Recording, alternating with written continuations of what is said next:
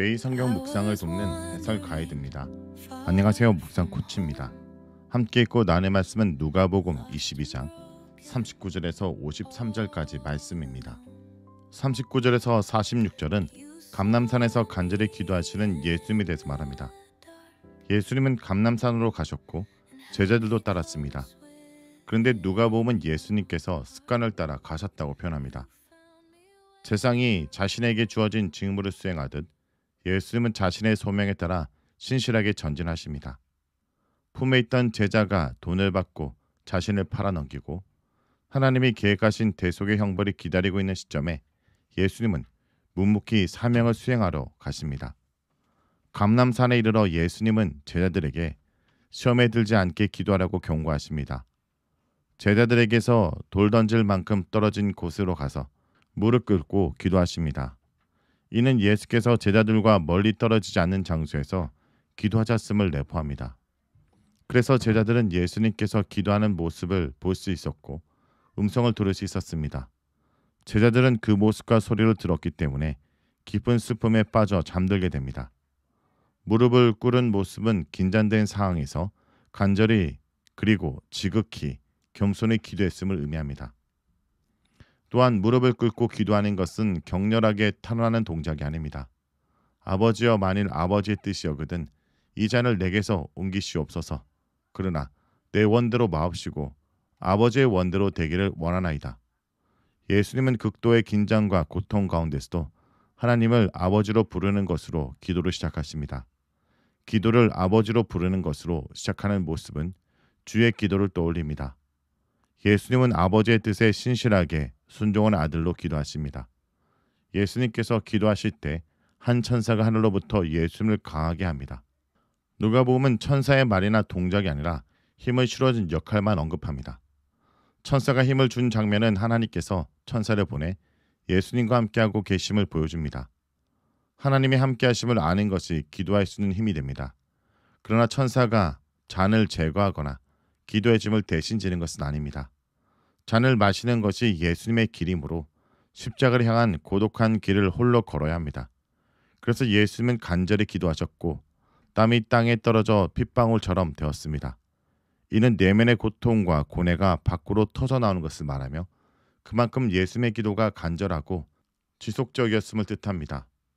하늘에서 내려온 천사의 도움을 받는 중에 예수님은 인간으로서 깊은 고뇌에 빠져 혈투를 벌이는 기도를 하십니다. 기도를 하고 나서 예수님은 일어나 제자들에게 오셨습니다. 예수님은 아버지의 뜻을 따라 고난의 잔을 마시러 갈 결심을 하셨습니다. 제자들은 슬픔 때문에 잠이 들었습니다. 극도의 슬픔은 온몸에 힘을 빼고 탈진시켜버립니다.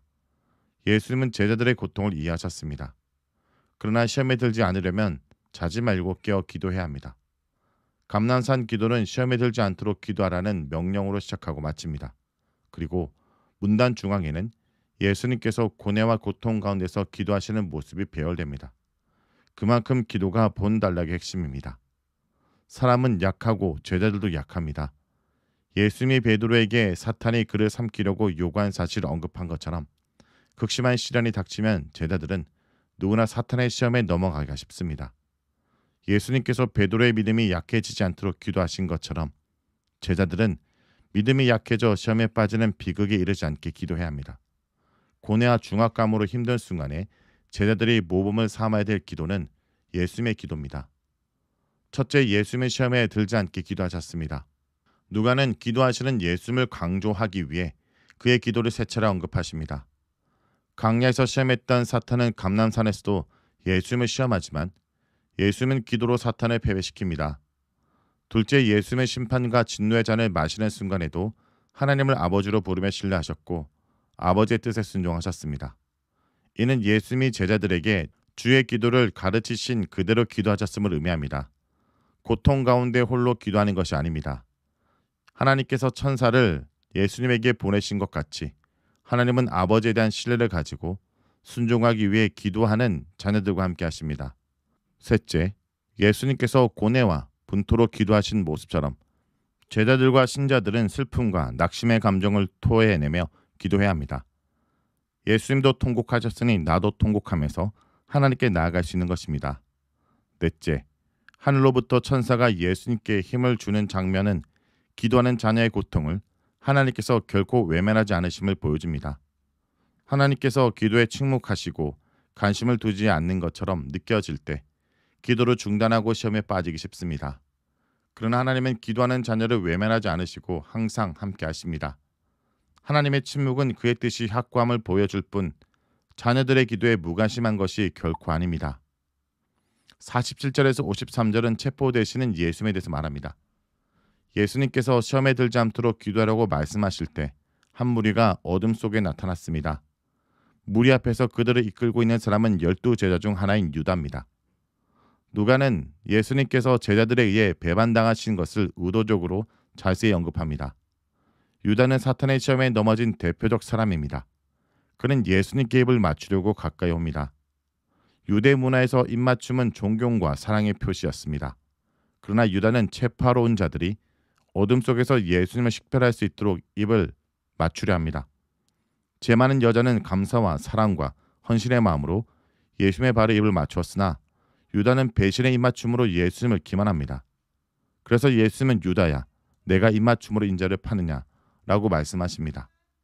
유다는 땅에서 머리 둘 곳이 없이 지내고 고난 중에 있는 인자이신 예수님을 무시하고 무가치하게 생각했을 것입니다. 그러나 그는 예수님께서 영광 중에 재림하고 심판하실 인자이신 것을 알지 못했습니다. 예수님을 둘러싼 자들, 곧 제자들이 이 광경을 보고 칼로 쳐야 하는지 묻습니다. 그리고 제자 중 한 명이 대제사장의 종을 쳤고 종의 오른쪽 귀가 떨어졌습니다. 예수님은 이것까지 참으라고 말씀하시고 종의 귀를 만져 치유하셨습니다. 사복음서 가운데 누가복음에만 종의 귀가 치유된 장면이 기록됩니다. 그만큼 누가는 예수님께서 극도로 긴장된 순간에서도 치유와 회복의 사명을 수행하신 점을 강조합니다. 예수님은 대제사장들과 성전의 경비 대장들과 장로들이 강도로 체포하듯 검과 뭉치를 들고 온 것을 지적하십니다. 예수님은 날마다 그들과 함께 성전에 있었지만 그때는 사람들의 시선 때문에 예수님께 손을 대지 않았습니다. 그러나 이제는 너희 때요 어둠의 권세로다. 어둠은 사탄을 상징합니다. 사도행전 26장 18절에서 어둠은 사탄과 평행관계에 놓입니다. 예수님을 체포하는 지금은 어둠의 권세, 궁극적으로 사탄의 권세가 활개치고 있습니다. 종교 지도자들과 유다가 자신들의 욕망에 충성했지만 그들은 사실 사탄의 권세에 충성하는 악의 도구들입니다. 누가는 어둠의 권세를 따르는 너희와 시험에 들지 않도록 기도해야 되는 너희를 대조합니다. 아버지 뜻이 아니라 어둠의 권세를 위해 활동하는 자들이 지금은 이기는 것 같지만 결국은 기도하는 제자들이 이깁니다. 그러므로 제자들은 어둠과 사탄의 방식이 아니라 종의 길을 회복하신 예수님의 방식으로 이겨야 합니다. 사랑하는 성도 여러분, 지금 우리는 어둠의 시대에 살고 있습니다. 뉴스를 켜도 사람들과 대화를 해도 피곤과 두려움과 무기력함이 가득합니다. 하지만 바로 그런 시간에 우리는 예수님의 순종을 바라봐야 합니다. 그분은 겟세마네에서 기도로 승리하셨고 십자가에서 죽으심으로 우리를 구원하셨습니다. 오늘 우리도 결단해야 합니다. 기도의 자리로 나아가겠다고, 하나님 뜻을 신뢰하고 순종하겠다고, 어둠 속에도 빛을 비추는 삶을 살겠다고. 예수님은 이 모든 걸 이미 걸으셨습니다. 그리고 우리에게 나를 따르라 라고 부르십니다. 말씀을 놓고 기도하겠습니다. 주님, 오늘도 어둠의 시대를 살아가는 우리에게 예수 그리스도의 모습을 보여주시면 감사드립니다. 겟세마네에서의 깊은 기도, 순종의 결단, 그리고 십자가를 향한 담대함을 기억하게 하심을 감사드립니다. 주님, 우리도 어둠의 때에 흔들리지 않고 기도의 자리를 지키게 하여 주옵소서. 당신의 뜻을 따르기 어려울 때에도 내 뜻이 아니라 아버지 뜻이 이루어지기를 구하는 믿음을 허락하여 주옵소서. 무기력한 제자들의 모습이 아니라 끝까지 깨어있는 제자의 삶을 살게 하여 주옵소서. 우리에게도 천사를 보내시어 감당할 수 있는 힘을 주시고 주님의 사랑을 더욱 깊이 깨달아 그 사랑으로 살아가게 하여 주옵소서. 예수님의 이름으로 기도합니다. 아멘.